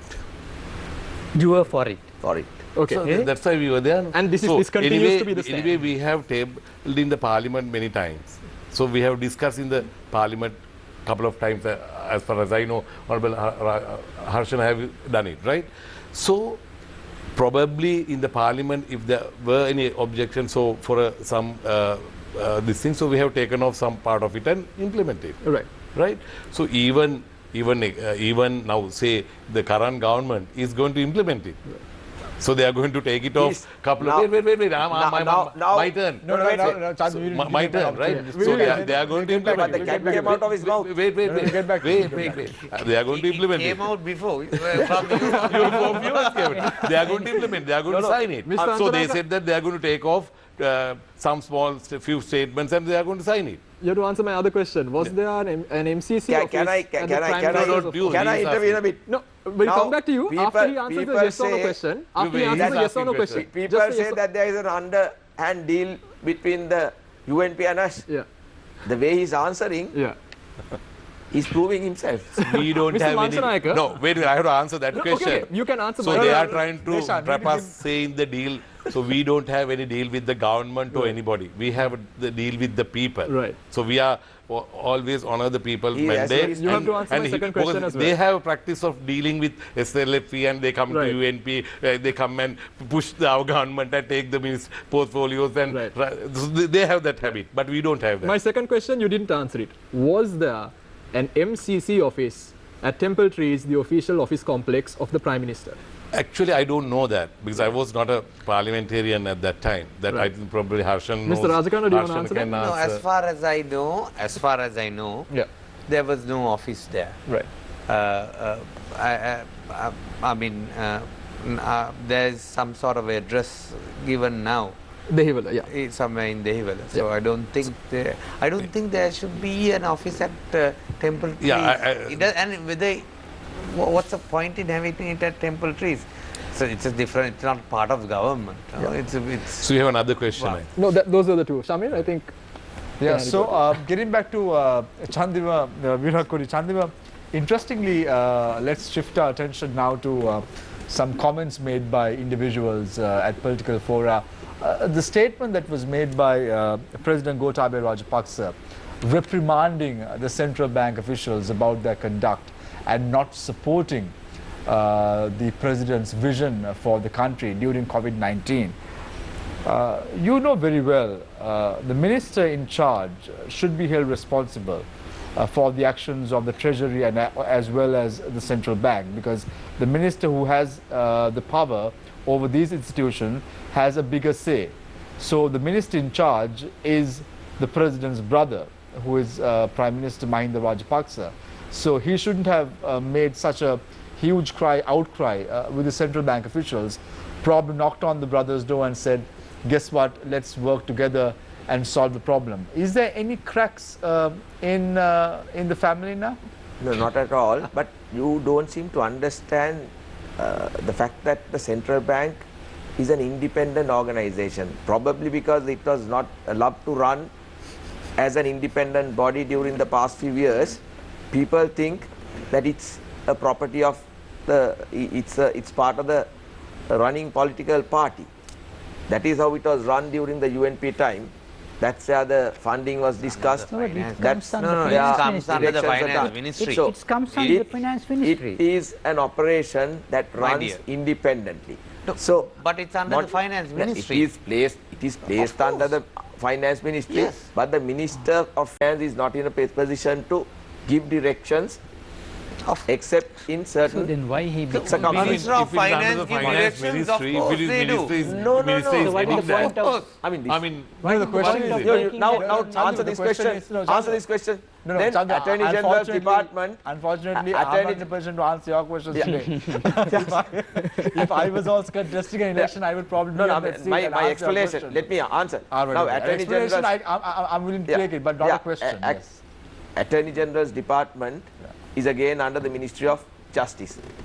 But the Attorney General doesn't take any command from the Ministry of Justice. It is placed under that for the purposes of administration. Other than that, it is independent. Likewise, the central bank is an independent operation. Even though the UNP ministers went inside and interfered into its affairs. No, after This time. after That the is president made his And the different president, things. and the president, what the at least president the said minister would have was, been president didn't interfere into their matters. What he very clearly said was that he has, as the president, he has proposed a certain proposals in line with government policy. President's policy becomes government policy. So, but what he said was that the officers in the central bank had failed either to accept or to submit counter proposals. There had been a delay in submitting counter So proposals. after this public outcry was made, has the It- central bank no, they approved. listened They to, approved. I mean, the it is that is this is the problem. They were not in a position to submit any counter proposals without submitting any counter proposals, where the president categorically said, submit if you have any counter proposals, if any. And this But independent body, as you say, Yeah. submitted counter proposals within 24 hours. they didn't. They agreed with what the president has submitted some time back. That was, I mean, wasn't that they had So enough time. if they were so independent, They- why they- did they listen to the president's proposal in the first place? It's- or even it's- a second that is instance? that is my concern also. Either they are incompetent, or there is some political string that's still dancing them around. Otherwise, I mean, being top professionals who are being paid well, It's not fair to they are criticize the central bank officials are like being that. paid well. They are not. They are No. intelligent people. They were when they are But, told. but you just said they're incompetent. Yeah, No, it's not probably fair. due to But their. yeah. I mean, But this my- incompetent my- person was appointed by the president, who's the governor of the no, the central bank. governor is not the governor. Right? The governor of the central bank was appointed by the president himself, right? And then the other officials are under the governor, right? So, and of course, over and above, there's the prime minister, who's the brother of the president, who's the finance minister. My problem is, I mean, what I can see is this is like a well-directed teledrama, right? You know, we all know that people were suffering because after COVID-19, especially the businesses, small and medium term businesses were suffering, and they really wanted to get some sort of loans. Unfortunately, the banks were, though on TV, president or the officials did say you can get a 4% loan. The private banks didn't want to give it without some security. That was the problem. Some sort of insurance they needed, because they were not willing to give and take all the risk. The risk had to be taken by the government. So there was no mechanism from the central bank or the government to provide that. Right? That was exactly the concern. Now let me answer. That was exactly the concern. That was exactly the concern of the president. Yeah, so that what is the he problem. said, what he raised was the finance concern. minister We as the should handle government, we inform the people that there will So be relief Minister of given. Finance But is the responsible. central bank delayed it. They didn't give approval. But Chandima, just for argument's sake, you very well know, based on the central bank monetary policy as well as the policies that has been adopted in 1952 when the Central Bank of Sri Lanka was formed, not even a crow can fly by the central bank, literally, without the knowledge of the governor of the central bank. And the governor should be held responsible. And the governor was appointed by the president. No, governor is the head of the organization. He was appointed a few months back. But but we're talking about these few months because COVID-19 and all that anxiety that was building around. I'm not trying to, say that the governor is right and the rest of the team is wrong. My concern, as well as the president's concern, as well as my friend's concern, was the concern that the people had. So when the government announced a package of relief, that could not be implemented due to the delay of the central bank not taking a decision. As the president, as a responsible president, as a president who's concerned about the people who are suffering, as a president who's concerned about the industry that's suffering, he had to raise that. No. What's wrong in it? No, still and immediately, is not this moment. Immediately, how could the central bank give relief in a few months, few hours? Why did they have to wait till the president raises his voice? But why did it telecast? I mean, yeah, he would have discussed it with it's completely a teledrama. It's completely a well-directed teledrama just to blame the officials and say, the president and the government is nothing. There's absolutely nothing wrong with them. It's totally them. Now, COVID was handled well. The issue was as to why Basil Rajapaksa was brought in.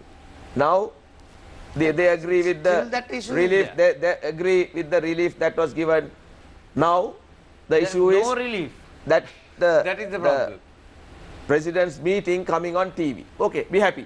But we have done the job. But we have given relief to the people. Let's talk about relief to the people. What was that 5,000 rupees no relief. Relief has not I told you before also that 5,000 was gone when the light bill came. Right? And they had to put more money from the pocket.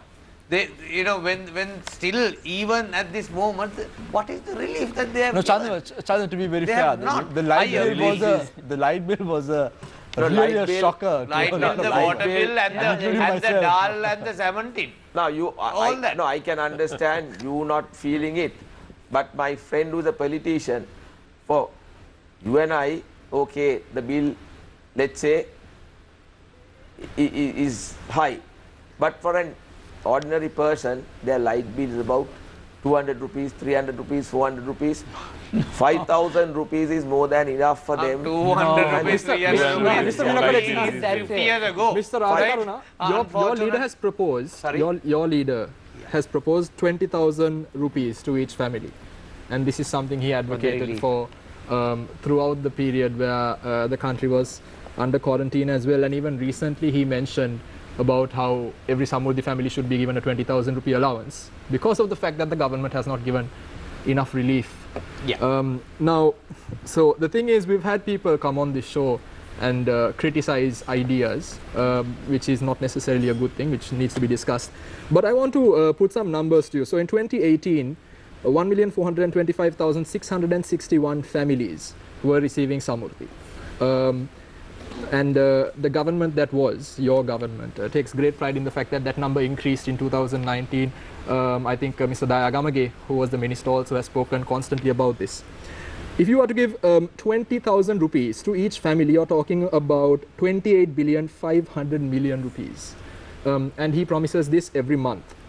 Also, to quote that particular article, 42 billion was the total amount allocated for the Samurdhi program through the budget that was presented for the year 2018. So 42 billion for the whole Samurdhi program from the budget, and Mr. Premadasa suggests that they give out 28,500,000,000 every month in allowances. The math quite doesn't add up, does it? Yeah, my point is 5,000 rupees is definitely not the solution. Fair right? enough, but what is? The reason that we mentioned about the number 20,000 was according to the statistics department, right? For 4 people in a family, you need based on minimum calorie intake. Yes, 2030 kilocalories you need. Yeah. So to consume that amount, you need to spend approximately 20,000 rupees. Correct. So that is the argument or the reason that we mentioned 20,000. Yeah. But my point is, at the moment, they have given only 5,000 just for 2 months. Correct. Right? So the third, which is the month of June, they have not given that also. Correct. Right? Which they should. Yeah. They are talking about the election commissioner said something. The election commissioner clearly did not say not to give. Right. But what the election commissioner said was to not to politicize it. Absolutely. Right? Yeah. So what they need to do is, whether if you can't give 20,000, give more than 5,000, not near 5,000. If you are going to give 10,000 rupees, that is half of 28 billion, which is 14 billion. Yes. Again, the complete budgetary allocation for the year 2018 was 42 billion. So in 4 months, you're superseding. But the thing is, so you can, Mr. Weerakkody, if these people, you know, if the government had called the parliament, they could have allocated a more amount. Yeah, but what I want to also ask you now is 10,000 rupees, let's say, hypothetically, is a good rate for a family for a month. If 20,000 is too much, if the government, and given that you are aware of the financial status of the country until 2019 November, and given the fact that we don't really have money to throw around, if the government had A, borrowed, or B, printed money to make available the liquidity for this purpose, would you still be here saying it's a good thing that you gave the money? Or would you be here saying, look, I know you gave the money, but you'll A, borrowed more money, or you'll B, printed a lot of money? My point is, you have the money to spend 900 million on a artificial beach, right? You have some 10 billion or something to carpet roads. Right. But that is not the priority at the moment. And that 20,000 is not every month, 12 for the whole year. Right. We need to give at this moment. Right. Because people are actually suffering. And 5,000 is definitely not enough. And not only that, I'm talking about the business. At this moment, so many people are being unemployed. You know, a lot of companies are firing people because they can't afford it. So there should be some sort of a system, one way to look after the most needed, and also to safeguard the businesses. So, Mr. Premadasa's both sides are not just to clarify, Mr. Premadasa's recommendation is that the 20,000 be paid up until the economy is at a decent state. Absolutely. But he has said on camera that after he is elected, he will provide an allowance of 20,000 every month. Yeah, so he didn't mention when is he going to be elected, on the 5th of August. Right. So he's not going to do it till 2025. Right. Right. So for a few months he will give it. Yes. Okay. So for a few months, let's say, until the economy stabilizes. Of course. That's the whole point. That's what we say. I mean, we don't expect them to provide these loan schemes also forever. But at this moment, you need. Mr. Weerakkody, that's a very important point. And getting to like the economic side of things, you know, Mr. Rajakaruna makes a very valid point. If you look at let's say not the lower end, but let's say the average family, 5,000 rupees for a month is a bit of a stretch. And even you, particularly he mentioned about the jobs, and you made a proposal at the former parliamentarians meeting with the Prime Minister about even printing money and making sure the companies have an opportunity to pay bills, to pay salaries. And you came under a lot of criticism on social media for that proposal as well. Finally, the central bank has approved it. What I proposed has been approved by the central bank, and now they're implementing it. President and the government and all of us, including Mr. Rajakaruna, all of us are concerned about what has happened to the general public. Government had the guts to release 5,000 to every household, and then to look into the businesses. They delayed. Delay was at the central bank. Somehow, President could overcome that. Now, funds are being released as loans, and the business activity is getting back to normalcy. So the economy will start running, and unemployment issue will not be there anymore. So how will have the... I totally disagree, because the 60-70% of our industries, especially the export, is dependent on Europe and US, right? And unfortunately, they are still suffering in a big way. No, I'm not telling you that everything is going to be hunky-dory in a few months. But survival all the factories are actually suffering, and they are getting rid of people. But so there should be some sort of a... I can give a classic example. Now the cabinet decided to remove the cess and taxes for tea exports of 3 rupees and 50 cents. So, but even as we speak, since the cabinet has approved it, we have not seen the Gazette notification coming out, and this has led the exporters of tea companies looking into the sky and wondering what is going on. Where is the Gazette notification? If it was approved by the cabinet, the decision is taken. It takes a while for the Gazette to come out. You know how when there is a parliamentary election, when there is elections are called, the Gazette notifications are issued within hours. Gazette notification there is a process. A cabinet takes a decision, then it has to be ratified, and then it has to go be approved at the ministry, and that it has to go to the printer. So within a couple of days, it will be issued. Policy decision is taken, it will be implemented. We have announced it. We will give relief. I mean, for the survival of industry, we have prepared infrastructure. What is important as of now is survival. Till such time the business pick up, we need to ensure survival. Why was 32 billion allocated for the extension of the central highway when COVID-19 was taking place? Well, this is a country where long-term development cannot be stopped. No, but you just said now. And it takes, and let's look at it. I mean, these decisions have to be taken. Just because the decision is taken, money is not going to come the following day. But if we don't want to, it takes a while. There is a process that takes a while. So my question is very simple. Last week we were speaking about this on our show very extensively about the emergency power purchases in Sri Lanka, as well as the emergency building of a coal power plant. The government seems to be cherry picking at the moment what emergency is all about. When there was an election, there is no emergency to convene an election, and henceforth there is no problem. However, the CB chairman goes on record a few days after our show saying that it's important to go for emergency coal power plant because we are facing COVID-19. So they're cherry picking what emergency is all about, isn't it? Let me answer this.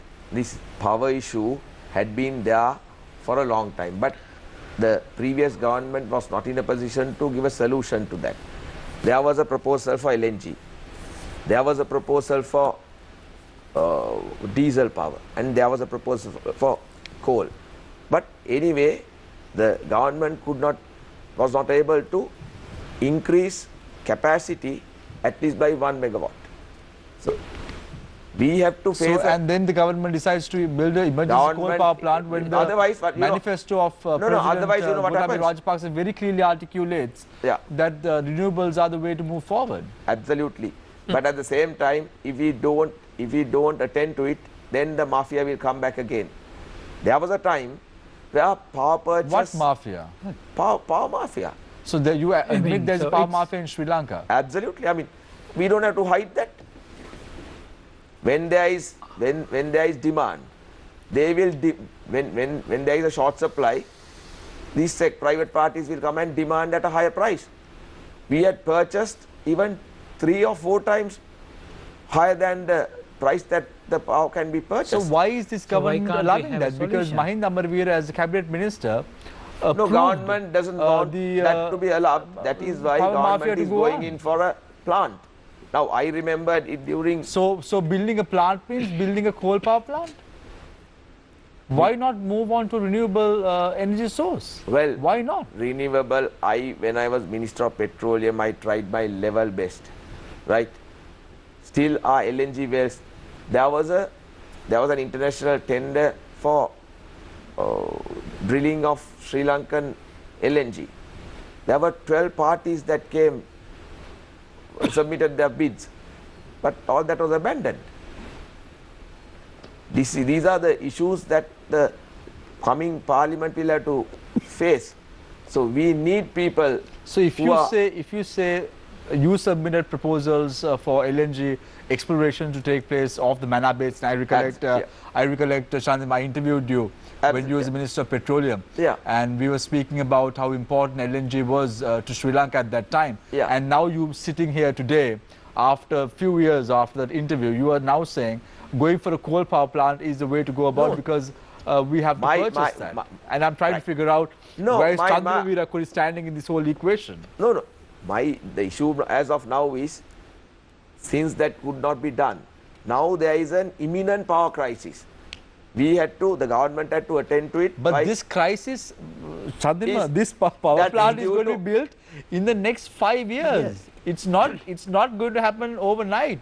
This power plant is going to be built in 5 years. So it is going to be aggravated issue. You can build a renewable power plant in 3.5 years in Sri Lanka, and you know this. If that can be done in this present situation, it's fine. But that is why we have to have a parliament with members who can stand by for policies of that sort. And why shouldn't it be the way UNP, it is? I mean, I know practically. Parliament, Kithsiri, I'll come back to you in a minute. Let me answer why that. Shouldn't it be? Practically, no, practically, why did we have to go for the previous coal plant? There was also an issue by 2010. There was a supply issue, and then the prices are going up. But the coal power plant from this year has only worked in March in full swing, Chandima. But Even Norwich is? Yeah, Almost there are problems. Everyone. I agree with you. But the issue is, but the same company which built the Kithsiri power plant is going to build the coal power plant through that emergency tender that was brought forward. Of course, I don't know. All right, okay. I have my reservations for that. But what I'm telling you is, unless you give a solution, immediate solution for this issue, country is going to suffer. Because without power, there will not be possible investment. Entire business community is going to suffer. So do you say you being in the government, being part of the SLP, no, I'm not, is not aware of what's happening around you? So this is a slide back again to the 2010 to tell you, post-war well, let's be era. frank about things. Yeah. We are now in the campaign. We don't know really what's happening in the cabinet, to be frank. But give us about a month, then by the time the parliament is back in operation, we will know and we will be able to contribute. What if I have a concern. What if someone from your electorate, Chandima, someone from the Govt district, comes up to you and says, sir, are you all really trying to build a coal power plant? Is your answer going to be, I don't know? Yeah, seriously, I am personally not for coal plants. I was trying my best to introduce LNG into the country. I still feel that it should be that is what should be done. But at the same time, on the other hand, there is a imminent power crisis for which the government will have to attend to.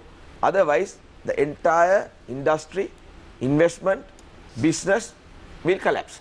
Right. So how would the UNP look at the future energy demands differently? Would you all also move towards coal power plants, or is it going to be renewables the way forward? We have bad experience in coal plants, in two coal plants, one in Noricholli and Kerala. So we are, as far as UNP is concerned, we are looking for LNG because we want to look at the future. Basically, those bad experience, I mean, I don't want to dig it again. Why we have so many stories behind those power plants, coal power plants. Those are not new ones, second hand ones, 35 years old one, and like so on and so forth. So, but as United National Party, we always go for the latest and the sustainability as well as the affordability. Those things we are concerned. But what he says is there's emergency requirement, and then that's why they go for a coal plant. But I don't know what is there emergency requirement or anything. But there are ways and means of get any other energy. I mean, if you have any emergency matter, but you don't have to go for a bad experience coal plants again. So my suggestion is... But you're aware that it's during the UNP government's time, the biggest coal mafia took place, and there was also a court order against it. And I'm not much You aware know of Sorry, very I posed a question to Wait, this for me. Kithsiri, yes. I'm sorry, I'm not, I don't know about it, so can't comment anything about which I don't know. you know very clearly, I tried my best to introduce LNG. And what happened to that? I mean, that's a very sad story. So I want to speak to Dr. Kithsiri. I want to go around now with the four of you before we go into the final round to discuss about the policies that you all will bring into the table if you all are elected to the next parliament on the 5th of August. So let's start off with Dr. Kithsiri. What are the new policies that you all will bring into the table in terms of renewable energy, in terms of science and innovation, in terms of artificial intelligence to Sri Lanka? Actually, we need to really discuss and make sure that really what exactly we want. So it's not easy to just answer and say that whether that we are going to get this science into the discussion for the policy development. But what I am saying is that renewable energy, yes, that should be the way forward. But I think meantime probably that we might need some coal plants because of that if there is a crisis coming up, probably there is no Dr. Kithsiri, to place it on record. Sorry, Dr. Nihal, just to place it on record. Yes. There is no energy crisis. There is energy requirement in Sri Lanka, but there is no crisis, and there is no need to move to an emergency coal power plant at present.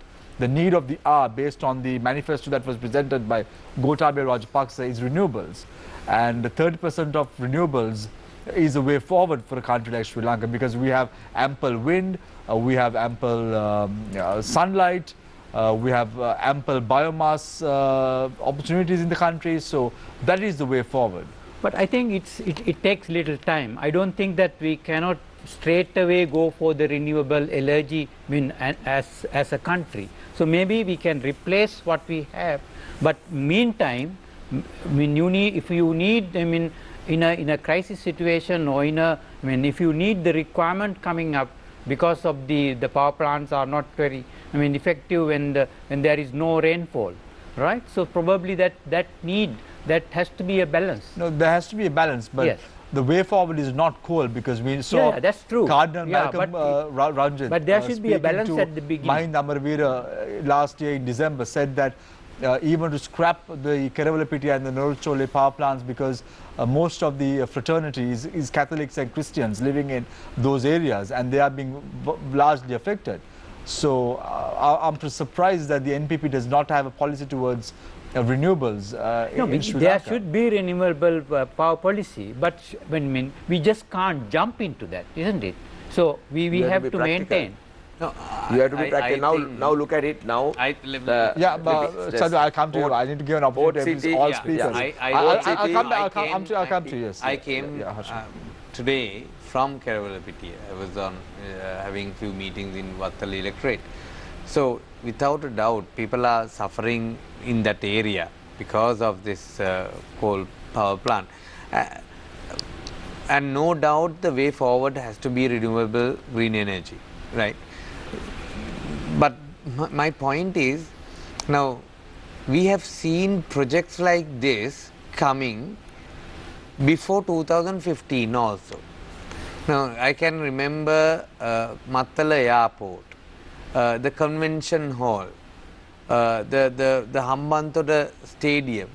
You know, all these major development projects, which is probably not the necessity, not what the country actually, the priority of what the country needs.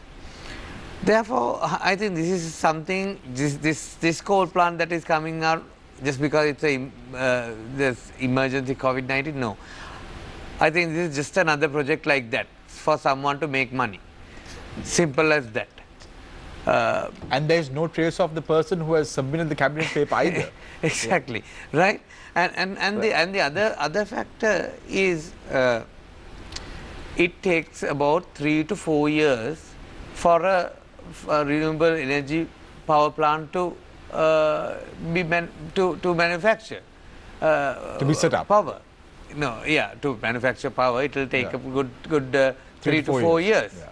So, you know, I don't think there's a power crisis, you know, within these 5 years. So there's plenty of time for renewable energy. And we, in the previous government, we actually did quite a bit to encourage a lot of households and factories on solar energy. And we gave a very low interest. Unfortunately, all these things were taken off. Now But the enterprise Surya Bal Sangrame was... exactly. So Enterprise Sri Lanka, the loan schemes had that also included, and the whole this Enterprise Sri Lanka low interest loan schemes are completely taken off. Right. So this, I mean, the government should encourage people to get solar systems, right? That's the whole point. They should give low interest loans so that factories, not only the households, even the factories, they should get a low interest loan and get solar system. Unfortunately, there's no system. So let's hear what Kithsiri has to say, and then also Chandima, and then we move on to the final round. I heard you're talking about AI and robotics and something like that. I would like to add something to on it, right? Now, basically, COVID-19, during that and after that. So, we are basically, entire country has changed, right? Now we have become normal, but it's a new normal. Now we are thinking about working from home, study from home, and then online purchasing, online buying. So we have got into that platform now. Basically, even villages and rural areas, people now they know that what is online learning, what is online purchasing, and so on and so forth. Therefore, now we were talking about renewable energy and all those things, but we in this scenario we have seen that change. Now even in Sri Lanka we have a basically high literacy rate basically in Asia, and again we are looking for a knowledge economy, right? That is basically we can train people into that. So our vision, even United National Party, you have seen that yesterday we have launched our election campaign, entirely online election campaign. We were the first to have any political party to have online election campaign. I think sometimes you have this thing because these are still in the old school people. So therefore, we are way forward and we are moving forward. Now we have given we have taken the few steps to get latest technology into the country as well as to implement that. So if you get now even now parents, they know that what is how we can learn from home. So we suggest most of the time, actually we are planning to suggest to the government, we have already, so we can have school in one day, like one day online class. That means they can study from home. And even the tuition classes, we can do from two days per month, we can do it from home. So likewise, we have changed the country, we have changed the economy, and again with this new normal after COVID-19 situation, I think we have very few things to learn. So since we have talked about these AI and robotics, those are the things we have to implement it. So therefore, again, we'll come back to that coal power plant. So those are basically, if you can think about, I mean, if you can wait a little and implement those renewable energy and LNG sort of situation, I mean, it's really good for the country. That's my view. Yes, Chandima, I'll give you a minute as well, and then I will come to the final round where you can express your opinions about and rebut the points that was brought forward by the others. Yeah, as a country, we must look at our priorities. Yeah. As of now, the main issue that the investors and the industry is faced with is energy issue. If you may take any industry, any business, the highest bill is energy bill. So we have to have a long-term plan to address that. Certainly long-term plan is renewable energy and LNG, because LNG is available in Sri Lanka. But at the same time, there are so many studies that the country has done. According to those, we are about to face a power crisis, energy crisis. So we have, government will have to have some alternative. As of now also the energy cost is rising high, because we are mainly dependent on diesel power plants. So we have to have some intermediate action to minimize energy cost. If you are not in a position to, now LNG, introduction of LNG, if it's going to take time, we have to have at least some sort of power plant to promote business. If you're not in a position to promote investment into the country, if the investors know now, for instance, the port city is about to be ready. Hambantota, we are talking about a investment zone. So in order to cater to these two, we'll have to have a solution. So unless we are ready practically with something which can be supplied at a lower cost, we will suffer as a country. So we must look at the larger picture. I am all out for, I have been advocating strongly for LNG, from introduction of LNG. I still advocate. But at the same time, we have to face this practical situation. But how are you going to be a part of a government that is promoting coal? No, I'm not going to be part of a government that's promoting coal. It is only, if it's only for that temporary arrangement, if it's only a temporary arrangement with certainly a strong plan, because LNG is our future, LNG is what we have in the country. So whatever investment that we do has a return. Right. Coal forever, we will have to be. So before I move importing. on to the final Likewise, round, I have a question about a comment again, because we're speaking about views expressed in political fora. The view expressed by Harin Fernando on Malcolm Cardinal Ranjit, who is the Archbishop of Colombo. Has the Archbishop and Harin Fernando patched up things now because they met, and I believe so. I believe so, and I'm happy that our leader Sajid Premdasa and Harin Fernando met the Cardinal, and they look very happy on that picture. Thank you very much. So I go in for a short commercial break. When we come back, it's a final round. Stay connected, stay with Face the Nation. Our topic of discussion today is Sri Lanka's political landscape and views expressed in different political fora.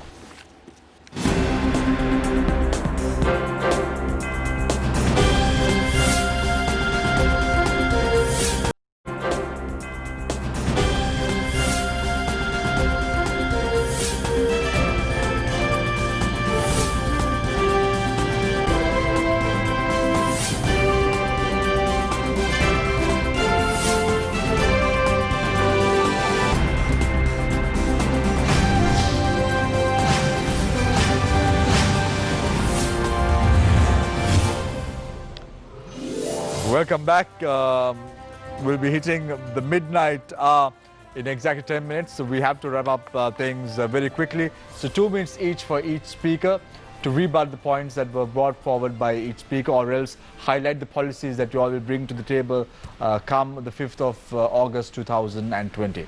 We'll start off with Dr. Nihal Abeysinghe, candidate of the National People's Power. Okay, thank you. I mean, for this election, we are really going to make a difference, because we need a country better than what we have.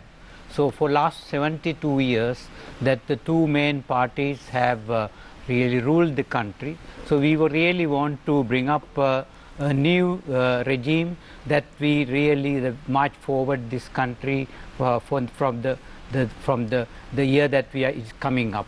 So we are trying our best to make sure that that we discuss with the public, and then make sure that our campaign really will make that understand what people want during discussion. So election, we are making sure that the country really will have a new era. So the NPP will have its discussions with the public, and make sure that this public understand the changes that what we need, what we have promised in the past elections, we really did not get any as public. So this time that it is an opportunity that the public to make sure that we go for a change, and then from that change the NPP will really make sure that we raise the issues that public really want to raise in the parliament, and then we have developed certain number of policies for different areas. So we try to bring up the discussions in the parliament and make sure that the country is marching forward from this post-COVID situation. Thank you very much, Dr. Nihal Abeysinghe, candidate of the National People's Power. We now move our attention to Kithsiri Manchanayake, candidate of the United National Party. Yeah, basically I would like to talk about a little bit about Gampha district, since I am contesting from Gampha district. So we are, my vision or the party vision is there. Top of that, I have my vision for Gampha district. So we are strategically, geographically located in a very good place in Sri Lanka. So we are well connected to all highways, Southern Highway, Central Highway and Airport Highways and all. So then again we are, airport is located in our district, and therefore, and again the harbour is very close to to our district also. So then Gampaha can become a high-end logistic hub and a value-added center. So our plan to develop, because my background is IT, so that I know we make use of all the technologies and IT-enabled services, basically get down some BPOs, KPOs into Gampha district, and because Gampha is the highest literacy rate in Sri Lanka. I mean, it's none other than to any other district, and again the lot of people with high literacy rate and IT literacy rate also high in Gampha. So therefore, we can develop this district, I think, non-second than to Colombo. So our target is to set up those logistic centers in Gampha and value-added centers in Gampha, IT BPO sectors, and then we can get more jobs in IT services, and again get a lot of foreign investments in terms of IT, software development companies and worldwide famous names in Microsoft, Google, and for them to come and set up our offices. Actually, we had this plan, but we couldn't implement. But anyway, the union need to be in the government to implement. But wherever you in the even in the power, or you have the capacity to, so but therefore, it won't be another Volkswagen factory in no, Sri I mean, Lanka, Volkswagen. Actually, I'm not automobile engineer. Therefore, I can't comment on that. because that was a complete farce during the UAP yes, government's that time. was a big blunder in our government. We had to accept that fact. But this is not. But this is, we have already implemented. Partially we have implemented in Gampha district several places. So that's why I know that by experience I am telling we can do that. So even Nigambo, some places in Gampha and Vattal we have implemented this. We have given many jobs with a lot of multinational companies already set up in Sri Lanka. So the highest unemployment rate also is in Gampha. But they educated, they studied, and highest unemployed graduates also in Gampha. And we have a plan to convert them to non-IT graduates to IT graduates and put them into jobs, because there's a huge Thank you very vacuum. much. There's a huge vacuum because at the moment we are a $1.2 billion industry. So we have target to go for $5 billion industry by 2025. So this we are working with 100,000 employee capacity, which we have to increase up to 250,000 to reach that $5 billion industry. So therefore, as a district, we can support to the national economy in terms of IT and IT-enabled services. Right, thank you very much. Therefore, I'm looking forward it. If I get a chance, I'm going to do that. Thank you very much, Kithsiri Manchanayake, candidate of the United National Party. We now move our attention towards Harshana Rajakaruna, candidate of the Samuk Janabalawegya. I think the first thing that we need to do post-COVID-19 situation is give as much as relief for the public and also for the entrepreneurs, especially the small and medium-term entrepreneurs, enterprises as well. Now, what we did, I can remember just after 2015 when we formed the government, we increased the salary of a government official by 10,000 rupees and another 2,500 in 2019. What we are suggesting is increase at least for the military personnel and the police officers who battle this, some sort of encouragement, and also the health sector. Whatever that was due, they are slashing it off. So please give some sort of a salary increment. We then reduce petrol litre, 33 rupees from a petrol litre. The price of diesel went down by 16 and also the gas went down by 300 rupees and by 2019 it went down by 1,400 rupees. Now is the time where it's the lowest in the world market. Please make sure that that reduction is given to the public so that it can be a huge relief of all the goods and services. I mean, when we reduced by 33 rupees, the world market price was $65 a barrel. Now it has gone down to $25 a barrel. Still, this government is not giving that relief. We managed to increase Samurdhi allowance. We doubled it, and also the allowance that were given to the elders, we doubled it. Unfortunately, and also 2,000 rupees were given monthly for pregnant ladies. You know, all these things were given in 2015 as we formed the government, and we continued. This is the time that Sri Lanka needs help from the government. This is the time that the people in Sri Lanka needs help. Unfortunately, it is not happening. In 2020, we allocated money to increase the pension salaries. They cut it off.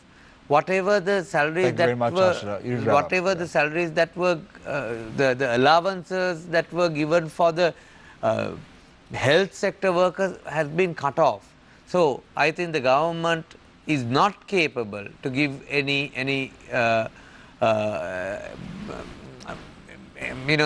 this government is not in a position to give any sort of relief. People should act wisely on the 5th of August. Thank you very much, Harshana Rajakaruna, candidate of the Samuk Janabalawegya.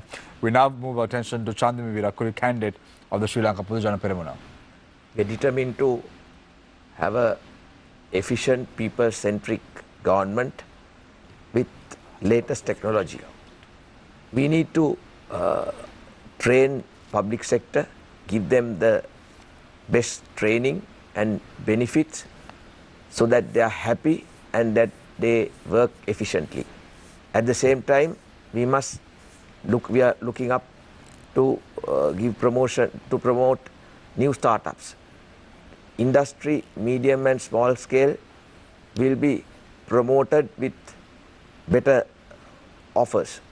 And at the same time, you take my district, Galle, the tourism industry will be promoted. Yacht marina, Galle will, development of yacht marina will be expedited. And there will be planned tourist areas with better facilities for tourists. And the education, school education in Galle is doing really well, but there is a serious issue that Galle has faced. That is, people tend to leave Galle. In 1989, 11 members out of 225 were from Galle district, whereas by 2020 it has come down to 9. So there is a serious issue in our economy. And we have to, I have already proposed to have digital villages, because a lot of IT personnel come from Galle. And at the same time, to have higher educational institutes where children who are qualified in school can be given better higher educational qualification. At the same time, promotion of new startups and tea rubber and specialty rubber and cinnamon especially to be developed, promoted, and export agriculture to be promoted in such way that we can generate foreign income. And the fisheries industry, introduction of technology to fisheries industry is a must in Galle, and planned Galle city has to be developed together with hospital facilities. Yeah. And also there is a strong attention we have already drawn towards eradication of drugs.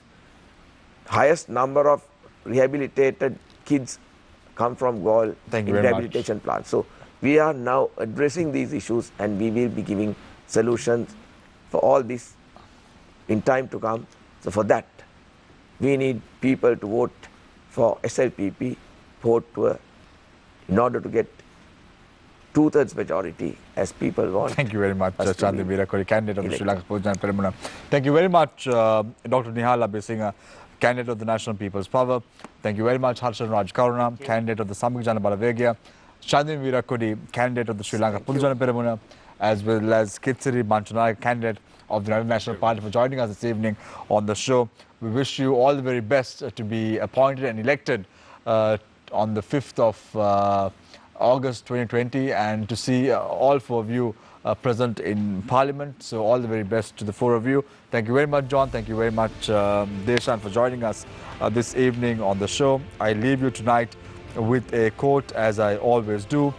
Change is inevitable. Progression is a choice. Take care and good night.